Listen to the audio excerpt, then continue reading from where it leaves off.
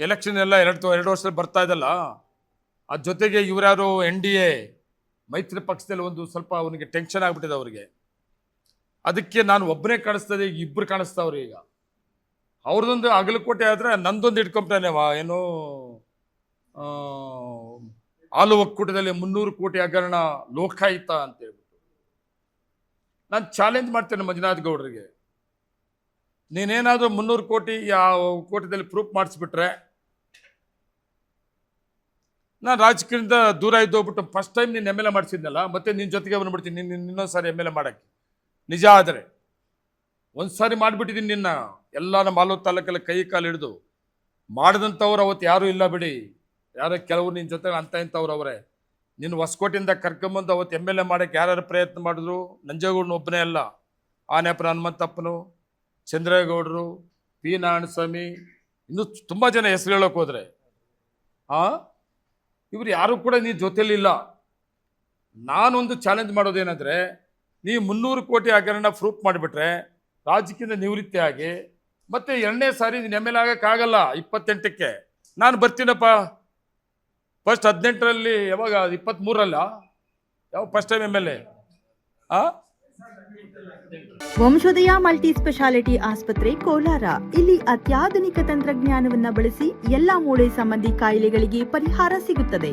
ಮೊಣಕಾಲು ನೋವು, ಬೆನ್ನು ನೋವು, ಸ್ಪೋರ್ಟ್ಸ್ ಸಂಬಂಧಿ ಸಮಸ್ಯೆಗಳು, ಮೂಳೆ ಮುರಿತ, ಸ್ಪೈನ್ ಶಸ್ತ್ರಚಿಕಿತ್ಸೆ, ಜಾಯಿಂಟ್ ರೀಪ್ಲೇಸ್ಮೆಂಟ್ ರೀತಿಯ ಎಲ್ಲಾ ಮೂಳೆ ಸಂಬಂಧಿ ಚಿಕಿತ್ಸೆಗಳಿಗಾಗಿ ಸಂಪರ್ಕಿಸಿ 7270727770 ವಂಶೋದಯ ಆಸ್ಪತ್ರೆ ಕೋಲಾರ. ಮತ್ತೆ ಅವಾಗ ನಿನ್ನ ಜೊತೆಲಿ ಇದ್ವಿ, ಮತ್ತೆ ನಾನು ನಿನ್ನ ಜೊತೆಗೆ ಬಂದುಬಿಡ್ತೀನಿ ನಾನು. ಮತ್ತೆ ಲೋಕಾಯುಕ್ತ ಹೇಳಿದ್ದಾರೆ ನೋಡಿ, ಯಾವುದೇ ಒಂದು ಸಂಸ್ಥೆ ಆಗಿರ್ಬೋದು, ಯಾವುದೇ ಒಂದು ಇಲಾಖೆ ಆಗಿರ್ಬೋದು, ಯಾರಾದರೂ ಒಂದು ಅರ್ಜಿ ಕೊಡ್ಬೋದು. ಕೊಟ್ಟಾಗ ಅದನ್ನು ತನಿಖೆ ಮಾಡುತ್ತದ್ದು ಸುಳ್ಳ ನಿಜಾನ ಅಂತೇಳಿ ಡಿಕ್ಲೇರ್ ಮಾಡುತ್ತದ್ದು ಆ ಸಂಸ್ಥೆಗೆ ಬಿಟ್ಟಿದ್ದಂತು. ಲೋಕಾಯುಕ್ತ ಸಂಸ್ಥೆ ನಮ್ಮ ಕೋಲಾರ ತಾಲೂಕು ಗುಳಿಗಾನಹಳ್ಳಿ ನಾಗರಾಜನವರು ಒಂದು ದೂರು ಕೊಟ್ಟಿದ್ದಾರೆ. ಆ ದೂರು ಪ್ರಕಾರ ತನಿಖೆ ಮಾಡಕ್ಕೆ ಬಂದಿದ್ದಾರೆ. 22ನೇ ತಾರೀಕು ಬಂದು 24ನೇ ತಾರೀಕುವರೆಗೂ ಕೂಡ ನಮ್ಮ ಒಕ್ಕೂಟದಲ್ಲಿ ಅವರು 30 ಪಾಯಿಂಟ್ಗಳು ಕೊಟ್ಟಿದ್ದಾರೆ.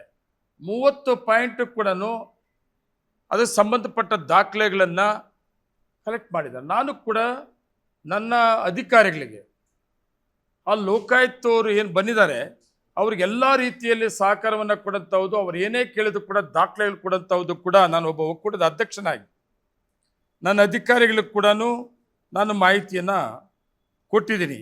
ಅಧಿಕಾರಿಗಳಿಗೆ ಕೂಡ ಆ ಮಾಹಿತಿಗಳನ್ನು ಆ ಲೋಕಾಯುಕ್ತ ಯಾರು ಬಂದಿದ್ದು ಅವ್ರಿಗೆಲ್ಲ ಕೊಟ್ಟಿದ್ದಾರೆ. ಅದ್ರ ಜೊತೆಗೆ ಒಂದು ಮಾಹಿತಿಯನ್ನು ಕೊಡ್ತೀನಿ ಈ ಮುಖಾಂತರ, ಯಾರಿಗೆ? ಮಾಜಿ ಶಾಸಕರಾದ ಮಂಜುನಾಥ್ ಗೌಡರಿಗೆ. ನಾನು 14ರಲ್ಲಿ ಒಕ್ಕೂಟದ ನಿರ್ದೇಶಕನಾಗಿ ಬಂದೆ ನಾನು 2014ರಲ್ಲಿ.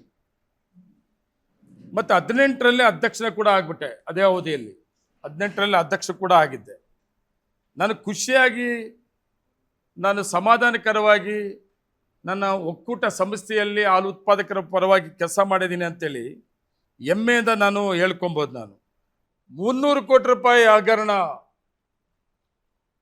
ಇವೆಲ್ಲ ಏನಾಗ್ಬಿಟ್ಟದೆ, ಇವ್ರು ಬಾಯಿಗೆ ಬಂದಾಗೆಲ್ಲ ಮಾತಾಡಿ ಮೊದಲಿಂದ ರೂಢಿ ಆಗ್ಬಿಟ್ಟದೆ ಇವ್ರಿಗೆ.